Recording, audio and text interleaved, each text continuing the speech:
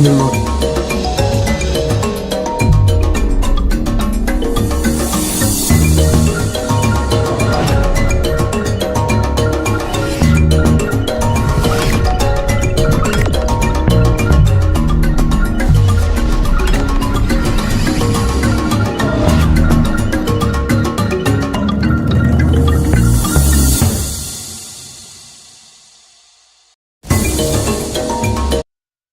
Thank you very much. Welcome our viewers to another fantastic episode of The Fix. Every Friday we come here and we have a discussion with people about the country issues that are happening.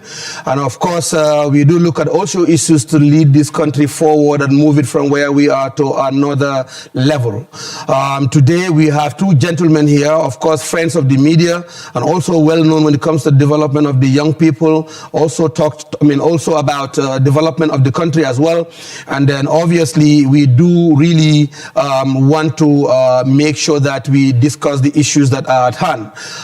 Today we do have two, of course, from two different divergent views, and we will discuss about the issues of this country. And the topic today will be really centered on, of course, transparency, accountability to lead the Gambia forward. Of course, we are hosting a prominent politician, a National Assembly member, and also somebody coming from the APRC faction of the NATO Alliance. We will be right back after this short break.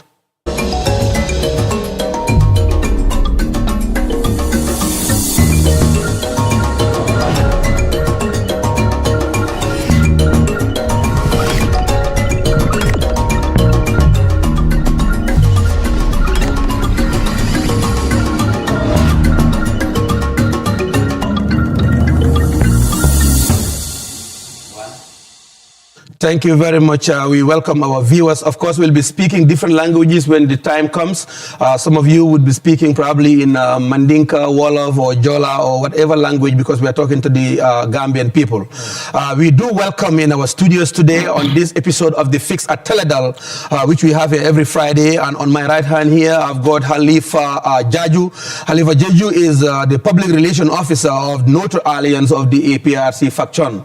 And we also have here Honorable Lamin Ba, the National Assembly member for Banjul North. Gentlemen, you are welcome to Teledal on the Fix Show. First, I will roll the dice by starting from my left. Honorable, can you tell us what's happening at the National Assembly and where you're coming from? What's happening there when it talks about development and issues of a national development? Because you're also wearing a very strong cap when it comes to the National Assembly, considering your last submission you did at the budget session.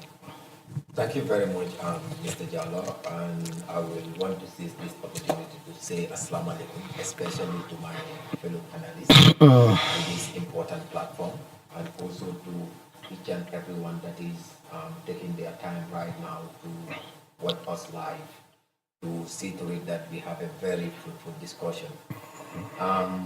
Going further, you've asked a very important question.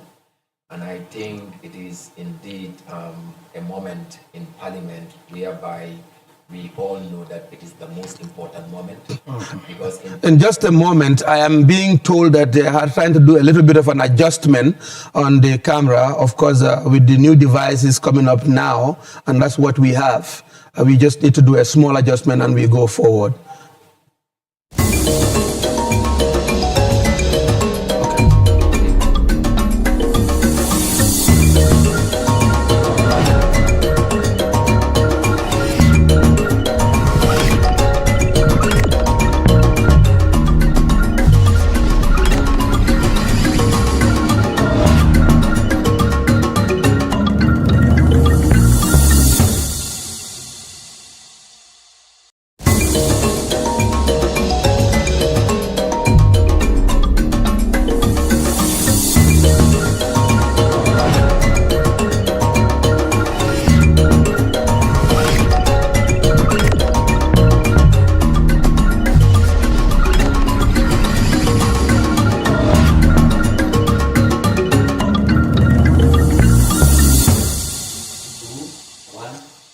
Just before we went for the break, Honorable Bayi, you were talking about how important it is to talk about what is happening at the National Assembly. Of course, we will still retract a little bit, starting from where you started. Give us a little bit of an overview of what's happening in Banjul, what's happening at the National Assembly, because we do want to see this country move forward, and you are part of the key players at the National Assembly. Thank you very much once again, Mr. Jallo. Like I said before, I am indeed honored to be here today. But before going further, I want to seize this important opportunity to say Assalamu alaikum to my fellow panelists, and also to you, your humble self, and each and everyone that is currently watching us.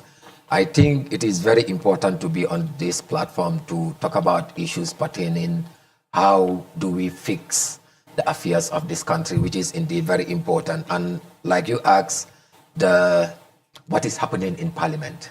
I think what is happening in Parliament can be best described as what's up in Parliament. Right, what's up in Parliament. Indeed, very important. Talking about Parliament, we have 4 ordinary sessions every year as far as our legislative year is concerned. And we do also have extraordinary session, that is, if need be, in a form of certificate of urgency, if it is being requested by members of Parliament or the executive. Right now, we are going through a very important session, which is the 4th ordinary session, and best described as the budget session. And like I said, in Parliament, the budget session is one of the most important sessions in Parliament, knowing that the budget is the most important instrument that we possess as Parliament, which we believe we can use as a tool to develop and improve the lives of Gambians. And in that regard, it is always very important to participate fully, especially as part of our core mandate, because we are also in Parliament to scrutinize. And what do we scrutinize is the budget. And what we normally say is that the budget is what we appropriate to the executive so that they can implement all their activities and program for any fiscal year as far as running this country is concerned. So this time around, we've seen a budget whereby I will just give you a short overview, whereby as we went through the budget that was presented by the Minister of Finance, that government is only contributing 73.2%. That is the JLF, over $43 billion out of the $59 billion, that is the total amount. And meaning the 26 point something percent will either come to Gambians or to the Gambian government, either in the form of a loan or grants, which is a very big concern, because as a developing country, I believe we should not be relying on loans and grants. And the grant component of it, the truth is, if it doesn't come, if the government is not able to secure or receive the amount of grants that they forecast, it is always a problem, because in that regard, the government will have no choice but to borrow. And most of the time that what we see in this country is that we do more of foreign borrowing, that is external borrowing, and not internal, which is domestic borrowing.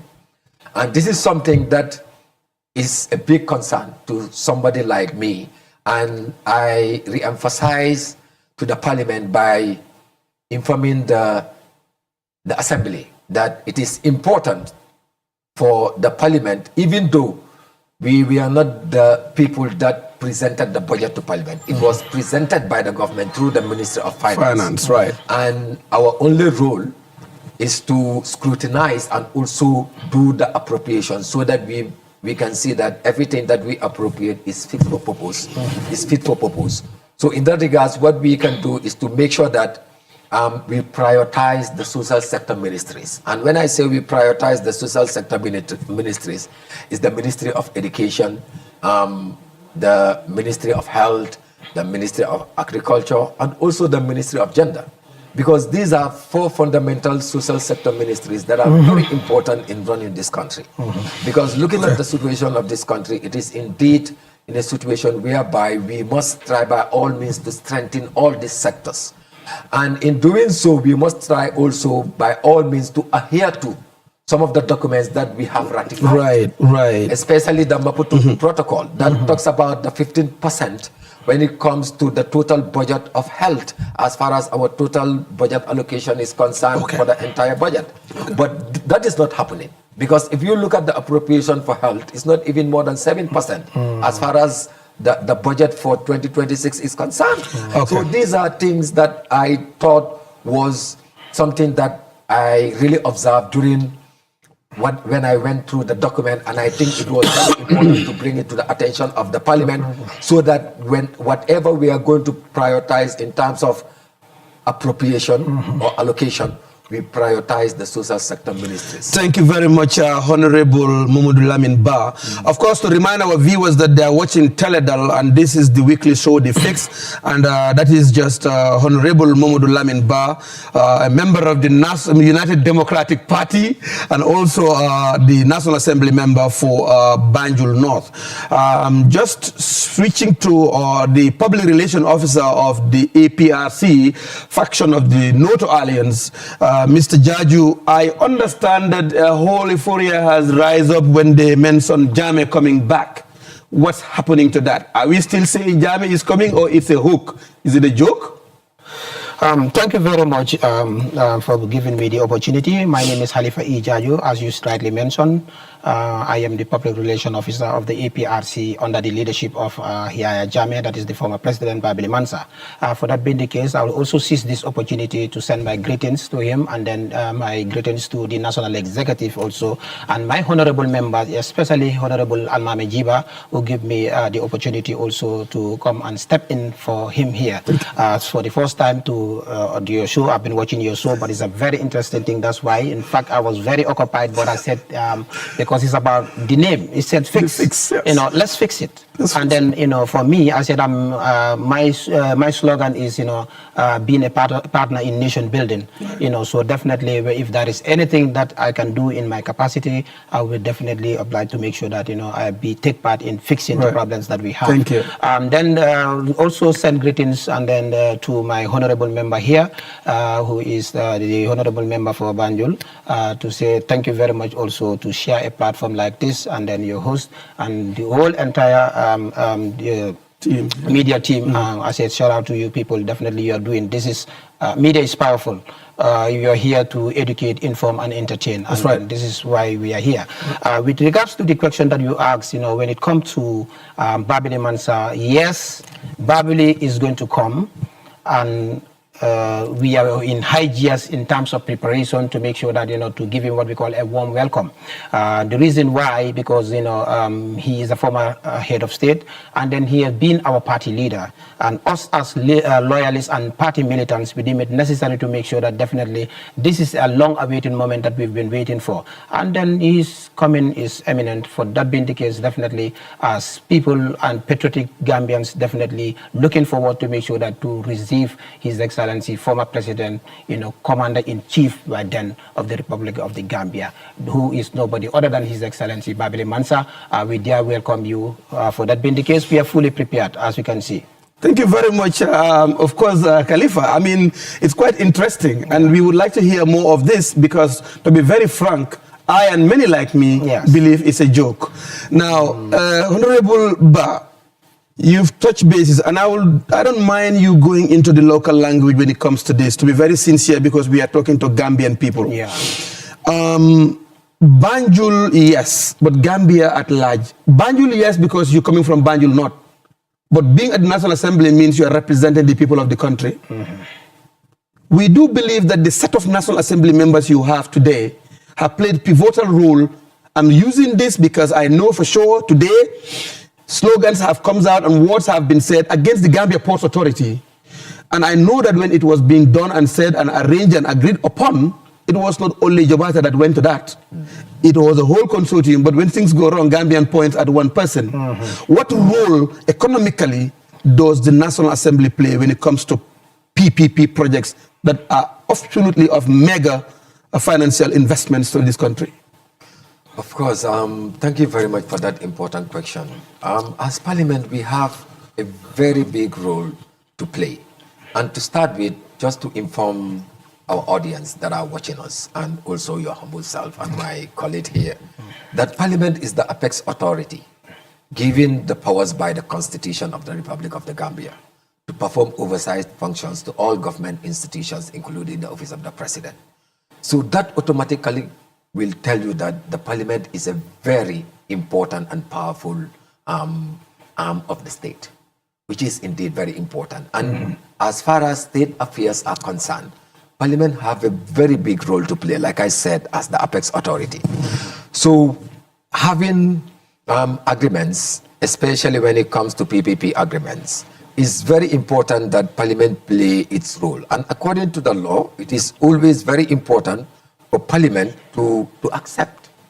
Because some of the things that happen, we have seen, for example, the agreement between Africa 50. Africa 50. Yeah, and the Gambia government, which was not brought to Parliament. And it was agreed upon, and an amount was agreed for payment based on installment. But at the end of the day, we raise issues like that because at the end of the day, we believe that the Constitution gives the mandate to Parliament to see to it that as part of our oversight functions, whatever is coming to Gambia, we must know exactly what is coming to Gambia. It is our mandate to know and also to accept on behalf of the people. That is why we are representing constituencies. And when it comes to even representation, I always tell people, representation is all about serving your people. And I believe we are in Parliament to better represent our people. That is to address their needs and their concerns. So if things are coming and not coming or not being agreed by Parliament, and the executive will just do what they feel like doing, basing it on some of the powers that they have, especially when it comes to the Financial Act, is something, it sometimes brings so many misunderstandings between us and the executive. For example, I would bring not only the PPP, but even the issue of variation. The ministry the minister have the right to vary. He has the powers to vary based on the act.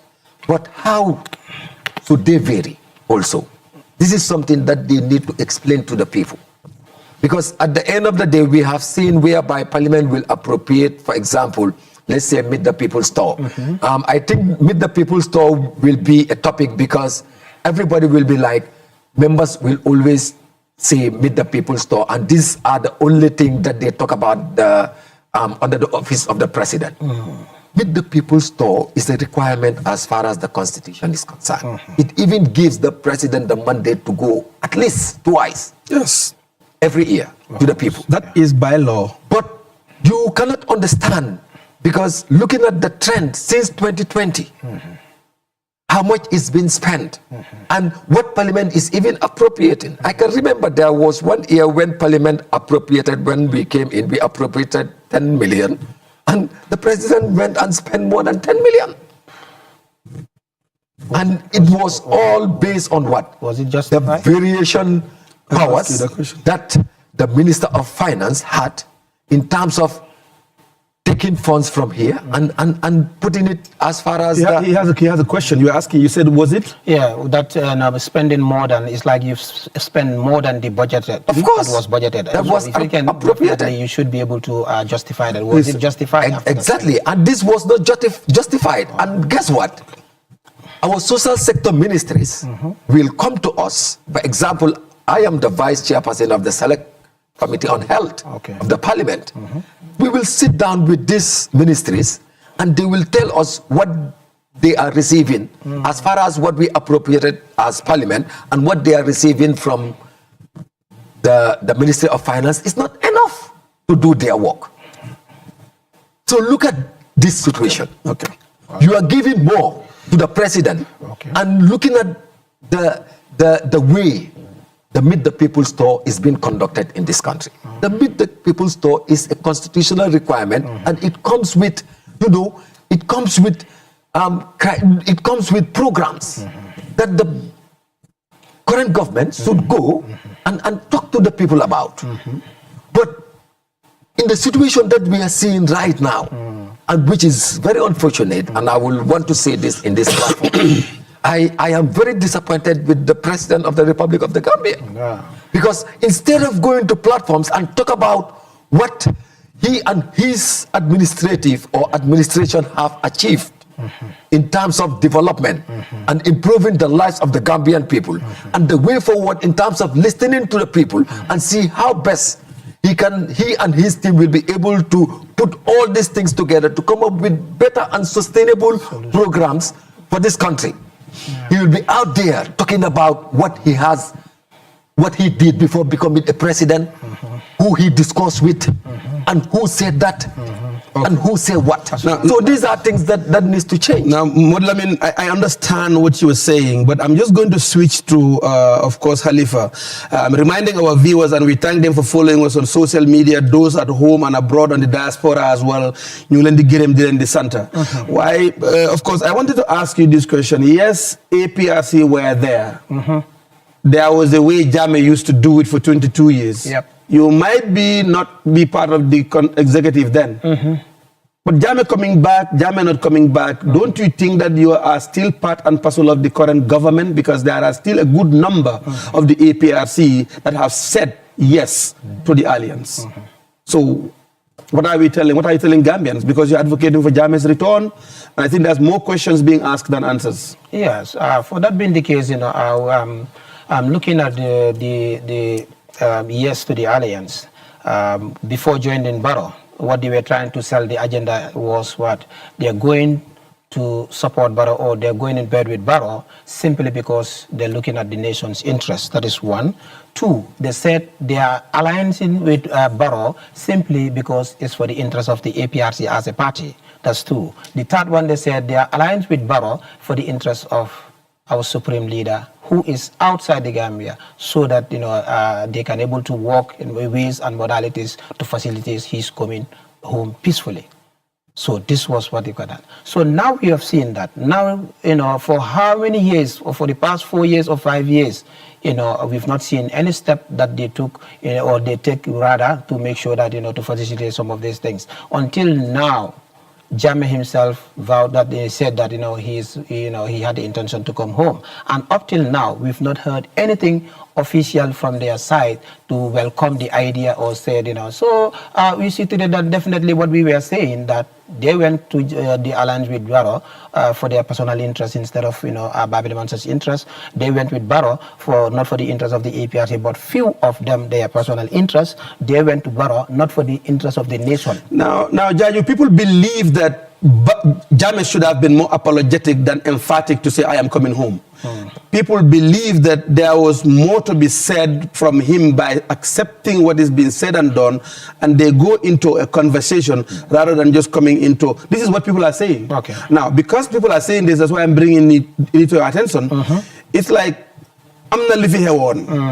Legi, nekatu fi, mungi buga jël doole waat ñëwaat. Lu tax ñëwut ne, well, nañ jégalante as Gambians ñu reconcile dëkk bi.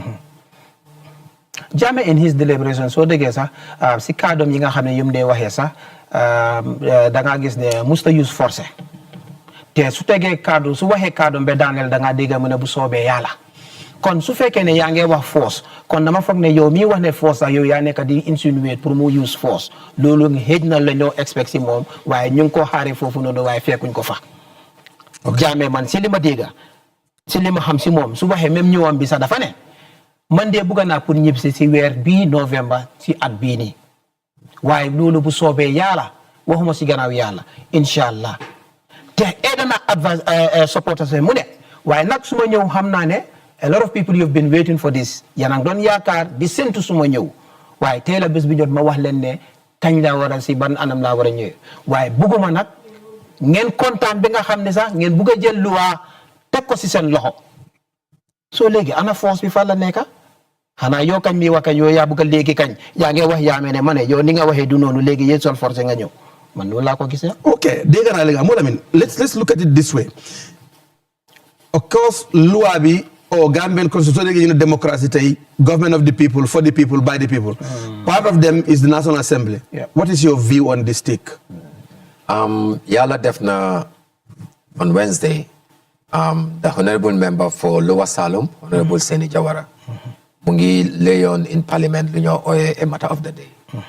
And he even titled it as the coming back of Jammeh is a threat to the Gambian people. And Yala Defna Parliament debate on at least 1 hour. Why man fumay kumase moy I just want us to be open-minded in this. Why man tamit bangi was a parliament, but unfortunately because of the duration of the time allocated for that particular debate was only 1 hour, so I didn't have the opportunity to at least say my thought in the parliament. But thank God, and to start with, fumay kumase moy, I just want to know whether Jammeh even left this country.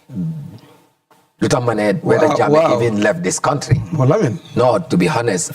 Physically, emotionally, psychologically. Right now, as a country, I'm not saying the constitution is Jammeh's constitution, but it was during his regime. That's correct. And we are still using. That's correct. The same army we are using as our Gambia Armed Forces. Of course. The same people President Barrow used to win 2021 election. And the same people are now Speaker and Deputy Speaker in Parliament. So who is telling me that Jammeh is not still in this country? You have a point. The only problem that we have right now, and my concern, is the victims. And I always cry for them. That is the only thing. And look at what the victims are going through in this country. Of recent, I asked a parliamentary question during our oral question and answer session to the Minister of Finance, understanding that 30 million was allocated and 20 million was for the victims and 10 million was for the operation of the commission. But guess what? They are still not having access to those funds. The 20 million. The 20 million. And even the full 20 million was not received by then when I was asking this question. Well, I mean, why is the money not accessed? Exactly. And this was the exact question that I asked the Attorney General and Minister for Justice. Dauda. So the nagis they come like malumay wahmoy, and I believe many people will share the same sentiments with me. Ne man banyumane Pudiya Jammeh Munyo. He's a Gambian. He can come back to this country. I have no problem with that. You understand? Why at the end of the day, whatever happened, I believe that Jammeh to know what is up, to do the needful by communicating and also, talk to the current government and see how best they can facilitate his coming back to this country. This is my own position as far as this is concerned. Because fundamentally, it is his right, according to the constitution, to come back as a Gambian. But nakala mu ñëwé wat. Jammeh du mëna te Jammeh su mo ñëw fi nekku ne la fa tok rek super jalang si réew mi. Non, pour mu am fu mo jaar pour mu dugga ci réew mi. Why tamit at the same time I believe the governments will take their responsibility. They will take their responsibility. Hey, gis nga suma maam laf ma ko lay wax.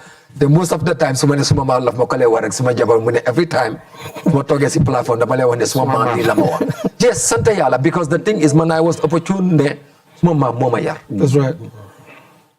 Mu ne gis nga nit bala mu la mun a contrôle dafa fekk mu abal la i bot yooy xoole. Waaw. Parce que tey ku la abal i bot yooy xoole kooku moo la wax fooy xoole. Of course. And this is the truth. Jammeh xam na lan la war a def. Nguur bi tamit should take up their responsibility to do the needful. I think this should be even not an issue boo xam ne because tey maa ngi gis lot of fighting that is ongoing in this country.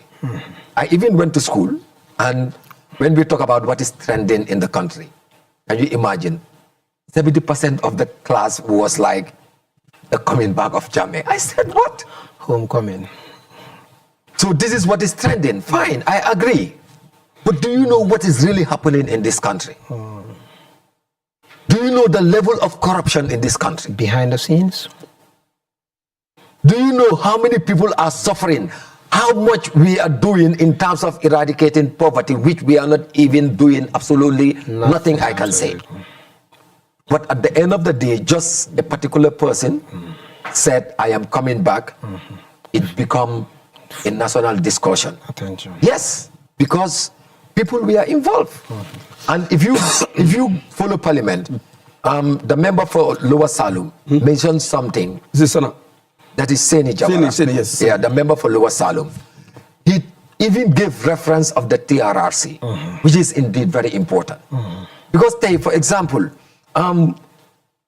many victims man victims large na process. Well, I mean, but just pause right there. I want, what is the view of No to Alliance towards the victims? Well, No to Alliance, ñun suñ gis-gis victims yi moom man dama de wane soo nekkee victim nekkuloo victim either directly or indirectly as far as Gambian is concerned. But here we are talking about what we call genuine Gambians. Understand nga? Jammeh negala moom moo nekkoon the head of states.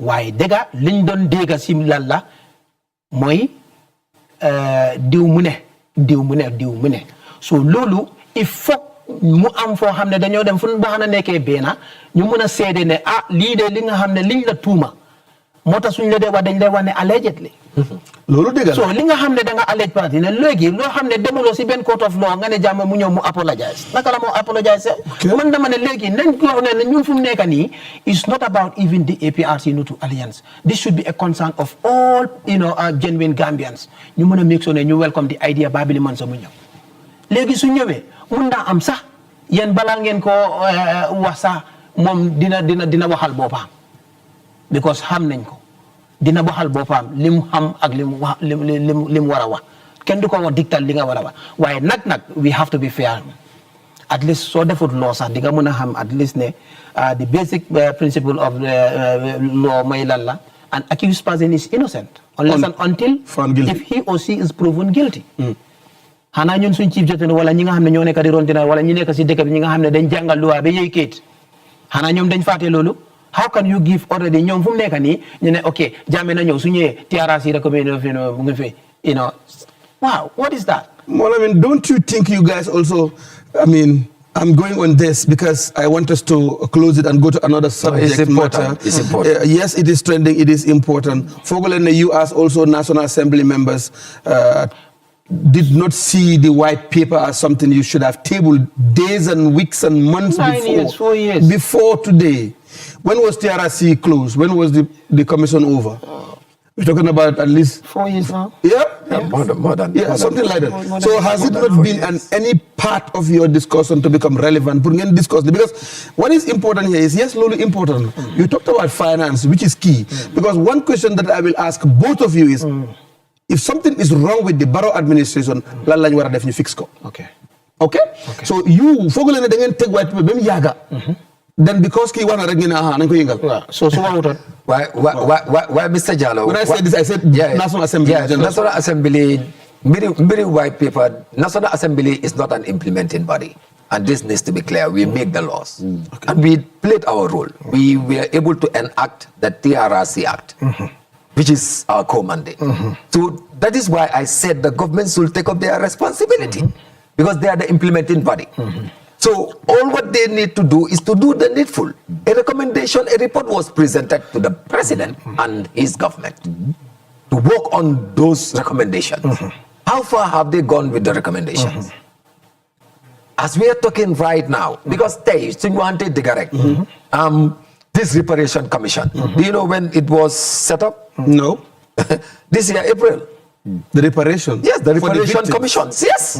Okay. And can you imagine, in 2023, we sat in one of the extraordinary sessions, we call it. It was a certificate of urgency from the office of the president to enact the reparation bill. We sat one day for that bill. Since 2023. Matter of urgency. 2023. Yeah. Then enact that law. It came with the former president's bill. The same time. Yep, the same time, the same day. Bijala. We pass everything the same day. Ñun mom, I will say, fortunately or unfortunately, you then boycott on the session that they were considering the former president's bill. Because you then they won. Why was it necessary? And by that time, one emergency la when you talk, you then you consider a former president's bill. You ta howling by ordinary session. You them according to the normal procedure as required by Parliament to make sure that we enact the law accordingly. Okay. Fogolende was a negligent on the side of the Parliament we boycotted. And if I say we boycotted, you boycott because they are UDP. You guess now, so you have a former president bill rec, already Jamelancy. No, that was never the reason. That was never the reason. But I will tell you one thing. I could be wrong. No. That was never the case. And you will come to realize if you go back to the records are there. When we even asked the Attorney General, the Minister for Justice, about whether this particular law will also have anything or cover Jammeh. He said Jammeh is wanted in this country. Who said this? The Attorney General. Jammeh is an exception. Yes. So he said it in Parliament. Yeah. The records are there. He said Jammeh is wanted in this I had a country. discussion about that at King FM. So meaning Jammeh is not part of it. Yeah. So right now, as a country, it's like we don't have a former president. Yes. The only former president we had passed away. So it means the matter of urgency was only for President Barrow, because maybe he would be preparing to exit.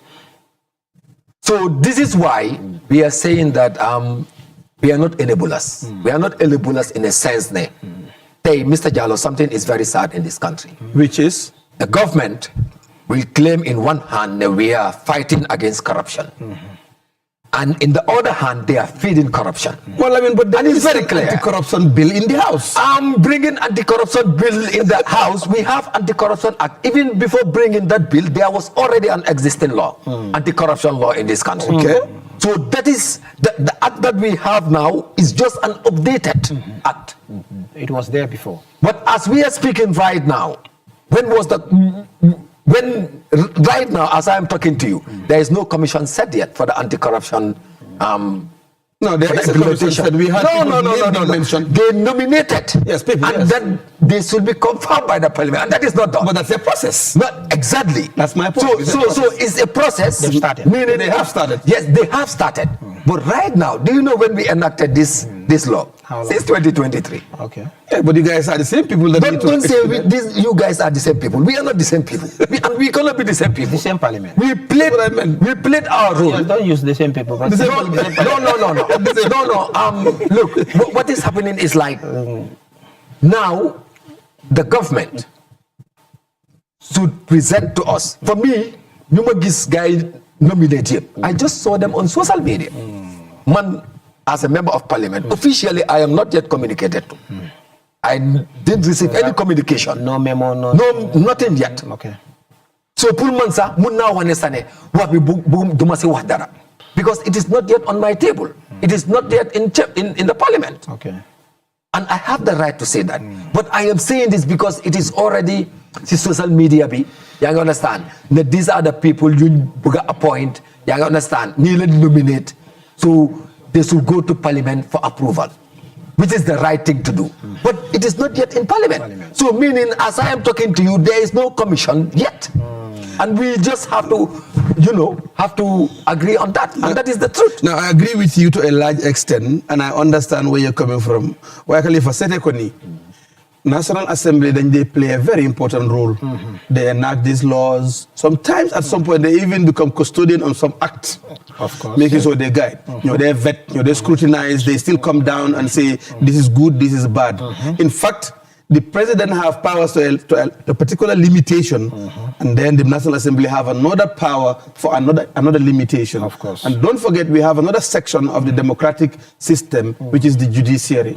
But we're always looking at the National Assembly because they are of the people, from the people. They are by the people. So, man pour man, politically, financially, we are looking at two different things. NPP feel like the UDP my threat. UDP feel like the APRC my threat. Because before today, APRC UDP la one. MPP is new. But we still see this thing boiling. Now, the Gambia government has been here under Barrow's administration for 7 to 8 years now. What do you think? To maintain peace, stability, and economic development, what should this government do? Wow, before ma ñëw si question boobu noonu is a very interesting question ba pare dama bëggoon a junj ke dafa am li nga xam ne loolu la laaloon tuuti ne Jammeh moom si xalaatam dafa foog ne Jammeh should able to engage the government and communicate directly to the government, especially with regards to his government. So loolu laa ko ba daan ma ne ko gis nga yaa Jammeh dafa nekk koo xam ne is like already moom ne ko fii nii waaye am na ay nit ñi nga xam ne ñoo ko fi toog. yéen a ngi fi. ok so léegi fu mu nekk noonu and Jammeh def na di right channel pour war a mun a communicate ak ñun mi nga xam ne ñoo nekk si executive bi fii la so ñun suñu responsibility la pour ñu engage the government not Jammeh him pour mu war a mun a call. Understand nga so te Jammeh moom bi nga xam ne mu ngi doon dem ñun ñëpp leeraloon bi ne amoon na ay nangutoo ay waxtaan yi nga xam ne amoon na diggante UNAU ECOWAS ak yooyu noonu understand nga so fine ñun suñu responsibility nga xam ne ñoo fi toogal Jammeh pour war a mën a engage the government wax leen ne waa ji de am na intention ne pour ñëw so nii ak nii ak nii yéen tam am ngeen si cër. def ngeen loolu def ngeen so loolu mooy waxtaan bi nag waaye man dinaa la wax ne loolu def nañ ko. Engage again the government of the Gambia as the person of note. Be pare jox nañ copy to the office of the president, jox nañ copy all the necessary authorities UNAU and ECOWAS yëpp. Tontu nañ. Déggaguñ tontu waaye ba tey tamit soo gisee ñun waxaguñ dinañ leen remind. diñ leen remind suñu remind ne gars yi tamit su fekkee ne tamit jëluñ ci an jéego dinañ war a mun a génn publicly pour mun a wax ne lii de moom xew na si diggante bi nii ak nii ak nii évidence yi mu ngi nii. su ko defee tam public itam ne xel mën na koo nangu ñu xam ne lii la parce que dëgg-dëgg nañ xoolante fii nii yow yaa gis jabar nga bëgg a jabar ndax yow yaa dee dem takali sa boppam jabar déedéet da ngay yónni ay nit ay kilifa soo leen amee problème foog nga jaarale ko si yooyu noonu soo Jammeh du mun a possible pour moom directly pour mu war a mun a call président Barrow wala mu call déedéet so dafa am ay nit so loolu laa bëggoon balaa ngaa ñëw si question we need to go for a short break and we will be right back after the short break. The conversation is very interesting and we will be right back.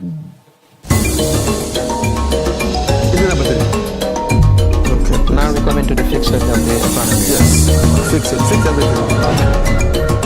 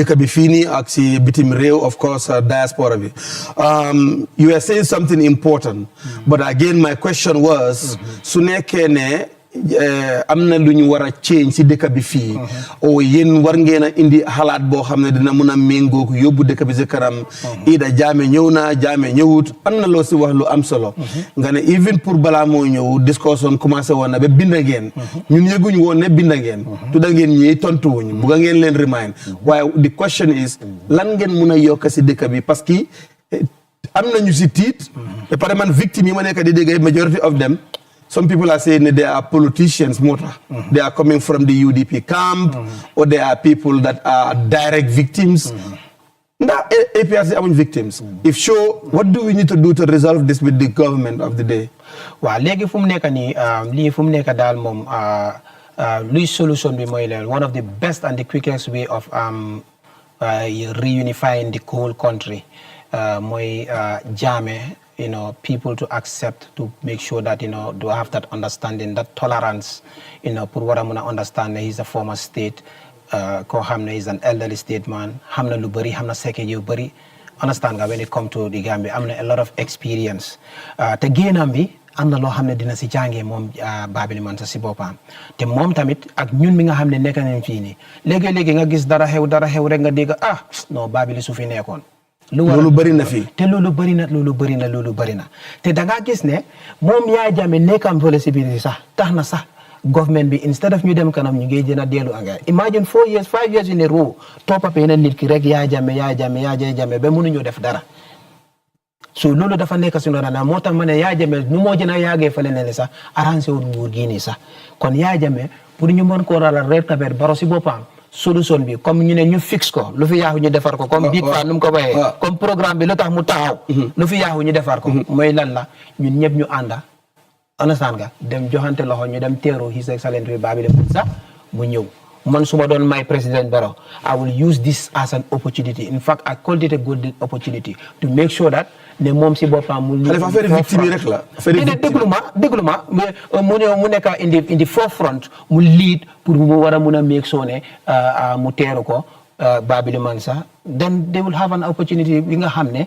mu ngi ko moom si boppam mu ngi ko doon ut pour ñu am lu ñoo oye tête à tête one of the reasons lu tax moom mu war a mun a dem kanil la ok fine léegi fu mu nekk nii ñu ngi wax ne about the TRRC ak yooyu noonu man xam na ne tey for example lay wax su fekkee ne Yaya Jammeh mu ne ok maa ngi ñëw si dëkk bi waaye su ma ñëwee nag bugga naa ñëpp ñu bootu si gannaaw NPP dinañ wax yëfi TRRC duñ ko fi wax dañu wax politically so politically non loolu xam nañ ko lu tax fu mu nekk nii TRRC bi waxuñ ko because of lan la ñu ngi align ak the other fraction of the APRC non waaye man dama dégg am naa fi Doudou Dia mu toog fi nga toog mu ne APRC benn kàddu rek lañ déggoowut yes ak no rek la waaw ñii ne waaw ñu farak Barrow ñii ne déedéet duñ farak Barrow once loolu génn fa benn APRC moo am waaw loolu dëgg la te ba tey man dama dee wax ne di leadership honorable ya naka Tombo Njata man appreciate dans leadership am because am na fu mu ñu taxaw the only thing point bi nga xam ne agree wuñ ak moom mooy fu mu waxee ne dafa dem si Barrow démba moom moo taxawoon wax ñu ne Barrow baaxut understand nga moom moo taxaw lu nekk jiñ na ko Barrow understand nga so nga gëmloo ñu ne kii baaxut ba pare ëllëg nga ñëw nga ñëw kon yow noo mel so war ngaa seetaan sa bopp. Honorable Ba ñu ngi fàttali suñu seetaankat yi rek ne ñu ngi seetaan Teledal suñu weekly show bi the Fix show. Honorable Ba, why are politicians fluctuating their allegiance from benn palace jógee fa dem feneen tey gis nañ a good number of your guys let's say the UDP jógee UDP dem si movement bi nga xam ne is a movement. nekkut party. It's not a party. Maybe dañ bokkut moo tax ñu ne neexut ndax dañ nekkut si executive bi lan moo xew te lose ngeen a very close a little more than 300 members as records. I am not 100% sure li ma dégg la. Why on a much serious note it has always been on the social media for the last 2 months. UDP defected to NPP, UDP defected to the movement. They call themselves the United Movement for Change. Why? What is happening? You went to politics in your Banjul North, and you had to talk to people to convince them to vote for you. You had the National Assembly. Politics mo la fatek. So, why is this flip-flopping between people we call loyalists of parties? Well, laajte boobu am na I had met here a week ago. Yeah, laajte boobu am na solo tarab. Waaye lu ma si mun a wax rek mooy gis nga doomi aadama bi la fa des si loo gëm ak si loo bugga tamit. Parce que tey I can sit down here and say whatever I want to say. Illegal sibit ma dem def lu gën a wos ñoom luñ def. So loolu tax doomi aadama la fa war di bàyyi xelam. Waaye tamit ñu ne nekki ak kàddoom. De tamit nit soo buggee dem si kanam sa life comme di dama ko bamtu di lee wax si parlement bi always ne doomi aadama soo ñàkkee sa xaalis si laka sax ñàkkuloo dara parce que mun ngaa liggéeyaat nga amaat ko nga ñàkka sa wérgu yaram digga ñàkka nga dara waaye soo ñàkkee sa intégrité ñàkka nga lépp lii lu am solo. Are you saying that ñu dem si movement bi dañ ñàkka seen integrity? I am not saying ne ñu dem si movement bi dañ ñàkka seen integrity but I am giving you a general overview of a normal human being. Somebody who thinks with his mind and make sure ne whatever lum xalaat rek mu ngi ko teg si yoon. Food for thought. Laajte nga lu am solo tey man Modou Lamine Bah, a member of parliament, a United Democratic Party member. That's correct. A very solid member for that matter. Why should I resign a political party like United Democratic Party when a man get them join a political movement? Then I believe even my people will start questioning whether I even understand why I get into the field as a politician. Okay. It doesn't make sense. And I will never be part and parcel of such a situation. To fake ne sane mama dembedi halat man damalon halat ne man immediately magina si party dama dem si party because politics is for parties. Of course. It's not for movements. And that is the truth. Why at the end of the day ngabuga isi come like history of what happened. We have seen so many histories in this country and it never worked. So why do we have to still insist? You ask a very vital question on what we should do to fix what is going on in this country. And I will tell you, we have to start from our leadership. Good leadership. Gambia need a very good and calm and a focused leader. Gambia needs a leader who will unite all of us as a country. And from there, a leader who understands what it takes to have social sector ministries and how to run them. And put the right people there. Because it is not a child play. It's not a normal game that any individual can play. Because at the end of the day, this is what strives a country to improve, to progress. In parliament, whatever law we make sure that this law is a progressive law. That is why during the making of the law, we consult. We do a lot of consultation. And engagements, yeah. That is where committees will come in. The former president's bill should have gone through the normal procedure, not a certificate of urgency in parliament. We scrutinize and see. Because one fundamental thing that I will tell you about that particular act. That act is telling you that if the president, the ex-president is sick, the Gambian government will take taxpayers' money, pay for his treatment overseas. So if a sitting president knowing, man as a sitting president, so ex-president, so February. Feel like fajo. So February. Halisi Robila Nojel, Fayal Madam Fajo Jipitim Ro. When the president would make sure the healthcare system is in order. Do worry, sir. The man am na opportunity bapare. Of course. Suma February then madam faji outside. Why president we halane ha? Madam man suma dem be jehal. Suma wore febar. To make so you money. The health sector is intact. Suma dem si ben hospital. Suma ne garab tegu suma bor. Tutu ñu wara enact such a law for an ex-president. So these are things that we need to prioritize. And talking about prioritize, the social sector ministries foog ñu commencé ci education réew du mun a dem without knowledge réew du mun a dem without xam-xam foog ñu am xam-xam bu ñëw doxalee réew te loolu naka leen ko mun a defee mooy foog ñu jàngal suñ nit yi foog ñu xam suñ jógee si loolu suñ wérgu yaram suñ health sector si wax naa ko during suma submission bi during the budget session. Yes. It is very unfortunate understanding that even the ministry don't even know some of these public hospitals what they are making in terms of revenue generation. Of course. So why should we even appropriate funds to them? This is a concern. And this is happening in this country, this Gambia. Waxuma loo xam ne moo nekk di happen in Senegal or Guinea-Bissau de Gambia fii loolu la fa war loolu warut te loolu la fa des ñun as parliament the Maputo protocol la fa clear mu ne 15% of your total budget should be allocated to health. Ñun this year suñ budget bi All right. when it comes to health it's not even more than 8%.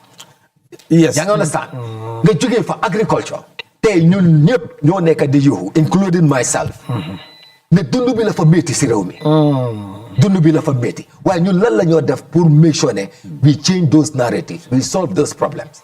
Mr. Jallow, we are here to fix. Let's fix it. Yes, let's fix it. Yes. Because the thing is tey su fekkee ne tey ma maa ngi claim ne maalo la fa seer but effort laa def in terms of making sure ne rice production or cultivation in this country is in full gear. When I am only appropriating land through the JLF, 1.7 billion to agriculture. But you expect solution? So you're saying it's small. When I am under budgeting a particular sector, but I expect changes? Come take, for example, the education ministry for, let's say, the higher education. You get bor when you are areas of 208 million. The appropriate land 100 million. Comme nous ko waxee ci parlement bi rek loolu mooy suul bukki suli bukki. Less than te loolu do even solve half of what is needed. And believe you will with a tangible solution to solve those problems, but I'm got the guts to appropriate funds for travels. per diems. Per diems. I'm got the guts to appropriate funds for vehicles. I'm got the guts to appropriate funds yoo xam ne at the end of the day these are allowances loolu tax ma ne the budget ñu bëri dañ lay xool about only the expenditure but also the revenue generation because tey non-tax revenue dafa drop and these are things that we should be talking about to the Gambian people lu tax mu drop lan la nguur bi nekk di def ba loolu war a drop from 7 million, for example, to 5 million. Now, what I mean, I understand where you're coming from. I'm not solo trop, and it matters to all Gambians. Now, Halifa, I'm just asking this. Yes, fix it. We are really running out of time now. Ben, I'm completely jehna. If you want to be honest. Why, Halifa, take the opportunity to speak to your people, speak to Gambians, and then tell them where you are from, what you are doing today, and what we look forward to, because Moneka, the past, the present, and the future. APRC is one APRC.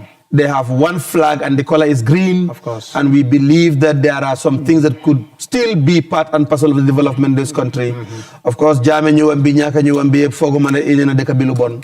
The Fognane, as a Gambian, we always want to see the country. General, 1 minute, because 3 minutes, like they say, you speak to the Gambians, and I really do not care much about what language do you want to use at this point, because we want you to speak from your heart to the Gambian people. Yeah, I'm writing all ngala konto ngali tentu kal jay kamim fo de wolem nyenti ko tumala min nam futata jana ko banko problemo mimba tenala banko fanan yeta nyato ale wolem nyato be wolem be la suloti ay ke kuti mi alon ko be kuma kangol mem fola jang abe kela kuti mi alon ko be banko fanan sambala nyato ta fanan ni nata ya je comment la APRC bayre bi diamol data siata surtout social media nanata na kebala minketa former president Mbabili Mansa ala nanjing Jamal ya jele ko as a threat nteko amanke threat ite fango minka fo is a threat ite fango bayre ka ite mol threat in kang bayre muleketa andene man kuma kango wulindi ka fo ko kasem mo laje wala yatin nan hani kabringa ay mol kumandi kanilla ay kuma kongol min foje bunyani horomo fongo maji kaje ko bunyani horomo afo wala nyente ko ning ala sonta laftal kana wala na banko kan nawlu banko min keta Gambia ti andu nga Gambia me ale woto andu nga moyle fanan atul mo jamal bijele albeni lungole batu kam pour kaje ko nga faale ko mbinala bare inshallah mbinala la woto momin ko ana inshallah wala nyente ko ama fo forcé to woto sanye mune yatin nan ite mi alam ko keta banko dinken doti monat na ite ba faka ha atela nawo mu tratlete nga moy dol fanan ka fo victime so la karola ko ko mi alam ka futa ntol ma fo aketa amanke bare mune keta bolem nyenti ko wo be mu jigeta tumiro lem andu ni mo tumiro nga dulal la soto mi alon ko min keta na kiti bute bundalte fo nga taje nin tata je ibaje la ko kul finance senialo je mi alon ko natara tele boyta asafa ko gambenal al hekatu mas woto bare mo mi alon ko e te ya tumilo dan andu nataga min moy fan TRRC ka reference ta min wala nyenti ko doga ga ni jamele ki ba yenyen ke ba e ka fo ha karile ko kare ko sani ite do tar nyola le yewuta ya fo ko ate bayde fango imantaraji woto wotolde na ko mbadingol lafta kamen fo wala nyenti ko nyemu golden opportunity pour APRC fango foybe yes le ban foybe notu alliance le kaje ko kilingolem drong pati wolem mi yati nan non dolnim fa bakari mfatata wala nyenti ko amanke ko min nga fa bakari konne wala nga modole kon hani wala nyenti ko kata baroya bare saning bayde itol ko ila taje baroya pour mon Gambia la interest wala Gambia la nyaato tati anin kata baroya wala nyenti ko pour kaje ko APRC ya ila interest aning ate min kata babil man sada wolem ka don tolla nyaton ko di ala interest woto saning interest ba fa ngole futata nang min kata babil man sa ka be sela nang bayde na ko altalla interest le woto alnyanta almanya naka mo batu pour ka je ko alnyanta ka minke aliyake pour ka je ko kayro nin tenku ngo seda woto opportunity lem pour ka je ko APRC fana nga muru nyokan nga so kana da mangol fana nga bulo di nyola nga yam fu nyowe ka je ko be sita don kata bendirora nga president baro fango nga tamindi fa nga fay ko ngo babil man keta nyame former presidenti ita fanan ning ala sonta lumbe sila bayde te fanka wo fole woto fanan ne be kelale ex presidenti woto baaje ko bunyani horobo be men dilala ita fanan mi alon ko ate fanan anene wodi baba jawarala ita fanan sey yilla min be kala next president woto ase wo fana bunya dila woto na woto wadam be mo be tentula mbal jayla surtout atol mi alon ko aldol len commandi kan dabla ni nyim programme min keta fix it woto bi mbe kuma kan fola drong anyata ka kuti mi alon ko abe kala dada dolte wolem ka dada big fast shout out to you kabri ye kuma kango don kilo bonde e ko lu fi yaahu ñu defar ko kon waxtu bi jot na pour ñu wara mëna defar li nga xamne lo yaahu ci réew mi bari na nak lu yaahu nak waye dinañ ko fix inshallah jërëgen jëf. Thank you very much Baraka Bake Khalifa. 1 minute more Lamin. The opportunity is there. We're talking about leadership beyond politics, leadership confronting the hard truth and making sure that at least we unite the Gambia accountably. Take the opportunity, like I said, we've really run completely out of time. Take a minute, talk to the Gambian people, tell them what you think should we do to fix the country, to fix what we are seeing. If there's any issues, this is your contribution. And we do take the opportunity to thank you so much for coming to the show of The Fix. Of course, this is Teledal, and every week we'll be here discussing. So please take 1 minute to do that. Thank you very much once again, Mr. Jallo, for giving me this opportunity to come and share my thoughts as far as... Like I said, you can also use any language you feel like. The issue of fixing our country is concerned, as the program implies, the fix, which is indeed very important. But to start with, I believe as long as we keep on managing problems in this country, we will never solve it. And this is the first step that we should take as Gambians, and make sure that whatever we do, we solve it permanently. We don't, as a country right now, need any management when it comes to solving problems. We cannot afford to manage problems, but instead solve problems. So this is one fundamental thing that I will urge each and every Gambians to spearhead, and also to even prioritize the social sector ministries by the government. Because one thing we need to understand, that the government are in control of the national resources. They are in possession to control it. For us, what we do is just to appropriate in Parliament. That is why we don't even have right in Parliament to introduce a new budget line. If that was the case, I would have introduced more than 1 million budget lines in Parliament. But the law doesn't give us that mandate. So the executive, whatever they bring, that is what we appropriate. And looking at the issues surrounding the budget, because it's very important for people to know issues surrounding the budget. We are also in Parliament to reduce the deficit, because whenever the deficit occurs, no matter what, we must borrow. So this is something that we must work towards to see how best we can reduce the deficit. And we can only do that by coming up with a debt legislative ceiling as a Parliament. This is something that I propose to the Parliament. But I also want to seize the opportunity to thank the entire Parliament, especially my fellow comrades in Parliament, and also expecting them to do the needful in terms of the consideration stage that we are going to start on Monday as far as the budget is concerned. Let us make sure that whatever we appropriate, let it be something that is fit for purpose. This should be our priority as members of Parliament, because we have the powers to do that. And let us make sure that we prioritize the social sector ministries to see to it that there are a lot of improvement as far as our lives are concerned, and also to improve the lives of the Gambian. But again, I want to thank you, Mr. Jallo. Thank you so much. And also Teledal TV for bringing such an important program called The Fix. Because my comrade, the PRO of Noto Alliance, APRC, said, one artist once said, Luffy Yahunyu Defarko. Big fan. Of course, Luffy Yahunyu Defarko. But we must make sure that the way we must put it, we do it as it should be. We should come with a permanent solution to our problems so that we can move this country forward.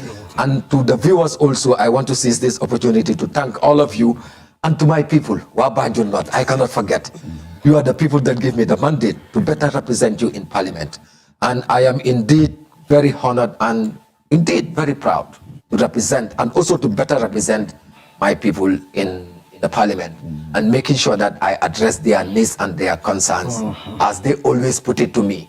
I am one amongst the members who doesn't, since when I was elected, my people call me every day and talk to me about issues, on issues pertaining this country.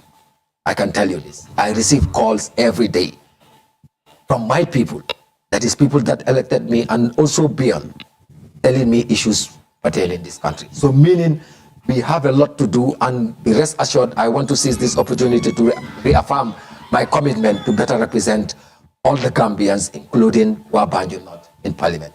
Thank you. Thank you very much, Honorable Momodu Lamin Ba of Banjul North, National Assembly member, a member of the United Democratic Party, and also Khalifa Ajaju of Noto Alliance faction of the APRC. Of course, we are so much grateful to host you today at Teledal. This is the Fix Show, our weekly show that we have every Friday, looking at issues and coming up with solutions. This is the Gambia, our homeland. We need to ensure that we look at solutions rather than looking at problems or pointing fingers. The country belongs to all of us. We look forward to hosting more people to the show, and also we thank our viewers, home and diaspora.